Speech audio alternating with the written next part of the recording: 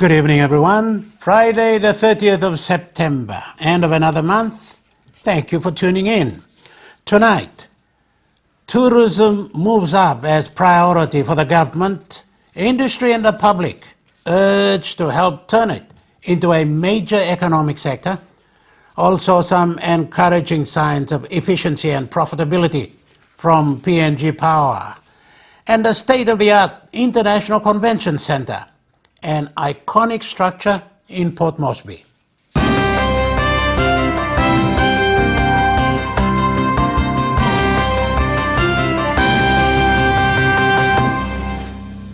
We know its potential, but we may not have accorded it the attention required to fully realize the benefit, and that's tourism.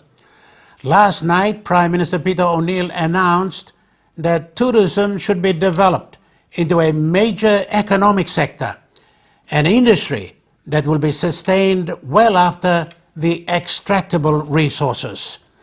To turn it into an economic boom, Mr. O'Neill called for greater private-public partnership.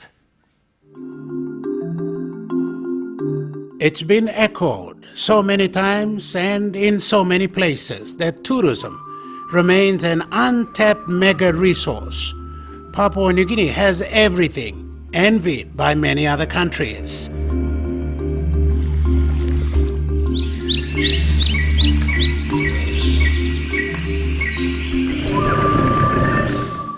So many different cultures that are not commercialized. Majestic scenery, flora and fauna, the unique wildlife. Just the bird of paradise species itself is enough to woo in birdwatchers worldwide. But most important of them all, the smiling faces of Papua New Guineans.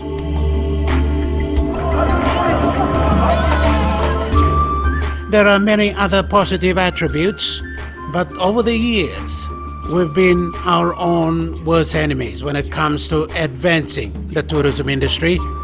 Law and order tops the list of the undesirables. The high cost of travel and accommodation have also been deterrents. Where governments failed, basically, to make this happen, individuals have kept this industry moving. Among them, the Melanesian tours, owned and operated by Sir Peter Bata. Based in Madang, he persists against a blurred backdrop of crime-riddled town. Sir Peter added a 4.5 million kina extension to the Madang resort, a welcome change to what has been bad publicity. Good investment. If we have a good image, we get good investors. If we get good investors, we provide employment. As we provide employment, we get the youths off the street, we have less crime, criminal problems. So it's a win-win situation for everyone involved. It was opened by the Prime Minister yesterday. Tourism has now moved from somewhere out there to priority for this government. Peter O'Neill announced that during the flag-raising ceremony marking Papua New Guinea's 41st independence anniversary. Mr. O'Neill went further in Madang last night that tourism will be the mainstay of the economy after the non-renewable resources such as oil and gas are depleted. But to fully develop and realize the huge potential of tourism, it must be a collective effort. The national and provincial governments, the private sector, and the people. I know Sir Peter mentioned about creation of tourism hubs. Really, it is not creating one particular destination for our tourists in that country. But it is about movement of people, trying to make it easier for people to get to and for many of these destinations. And I think that if we continue to work together, we can be able to achieve some of the outcomes that we all desire. On its part, the government has moved to tap into the giant China tourism market by establishing air links, visa on arrival for Australians among other initiatives, But the one single event that'll surpass all and open up the rest of the world is when we host APEC in 2018. Medan is not forgotten in our plans. We have an APEC meeting coming up. APEC meeting coming up in 2018, and Medan will play a key role in the hosting of that APEC meeting. We will be, apart from the leaders meeting, we will be hosting the second most important meeting of the APEC. APEC will have 200 different meetings. The promotion of tourism abroad and ensuring safety and comfort back home remain huge challenges. For the government, this falls on the shoulders of the new tourism minister, Tobias Kulang. From the small window of time from appointment to elections next year, Mr. Kulang has been loud and proactive, but he also faces constraints, particularly adequate funding. The people of Papua New Guinea have done their bit in attracting tourists. Whether they realize it or not, their active participation in the many shows and festivities have been a huge drawcard. The cultural shows in Leh, Goroka, Madang and Enga, the festivities of the Tuning Britons, Millen Bay, Western, the two Sipiks, and now Kutubu in the Southern Highlands have become established tourist attractions.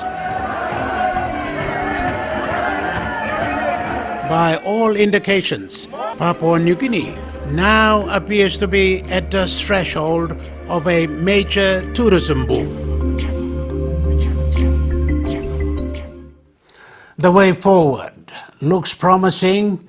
All indicators point upwards, but their old drawback of law and order continues to be a deterrent. One of the fundamental human requirements is safety.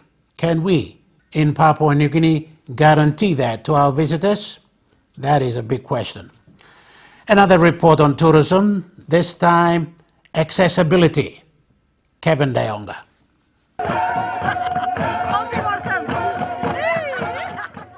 Tourism in PNG is still in its young stage with relatively slow pace of development compared with its neighboring countries within the Pacific region.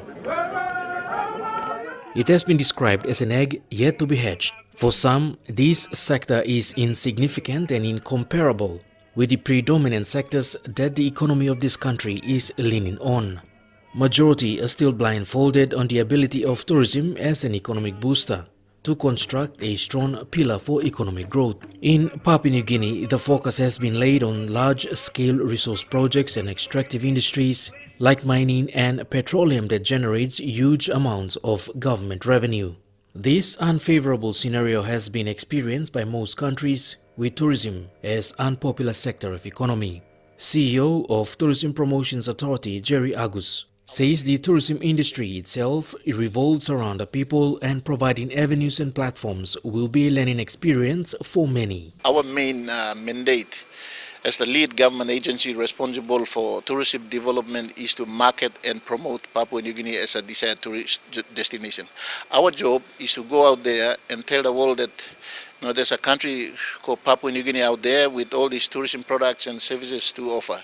That's our job. Our job is to market and promote Papua New Guinea as a desired tourism destination. He says a collective effort is needed to drive the industry forward.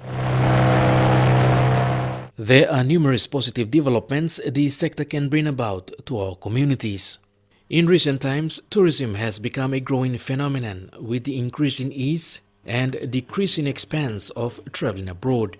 Research coordinator from the Tourism Promotion Authority, Noah Mikmik, while speaking during the 6th Kutubu Kundu and Digaso Festival, says 20% of the 700,000 tourists visit the Pacific come to Papua New Guinea. Today, international level, 2 billion tourists we move around the world, looking all kind culture, all kind activities or tourism activities the world. Now, long only spending more 1.2 trillion US dollars. lo travel blo all. Now when you come in lo region, lo South Pacific, excluding Australia and New Zealand, or lily or South Pacific island countries, also kisim also less than 1 million tourists. Now of that 1 million tourists, like 600 or 700,000, and also go to Fiji, that's all. In all other countries, the South Pacific Island countries of Papua New Guinea. Now Papua New Guinea, I'm saying, kissing also, just 20% of that share. The world and also towards Papua New Guinea and one blah. Blessed country, unique culture, all diversity, biodiversity belong. But why not you miss a number? There are obvious reasons. For both developed and less developed countries alike, tourism is fast becoming a billion-dollar business and one of the leading forms of foreign exchange earnings. He says tourism leads to improved infrastructure and services, as well as the creation of numerous employment opportunities in the host countries. In Papua New Guinea, obvious reasons are still affecting this sector. The issue of accessibility is a problem for many tourists. Noah Mikmik further reiterated the need of addressing inaccessibility issues. Some blow thing also maybe wrong blow. TPA, planning also appointing money come back. The TPA. That's all not true. ME must collective approach. All non-blow sectors too must play. Can also about police department can play role done him that crime. Can also about media agents must also play role promote him or good blood side. Blow country blow yumi. Time you go on morning, no looking well national newspaper post Korea, but you looking for them.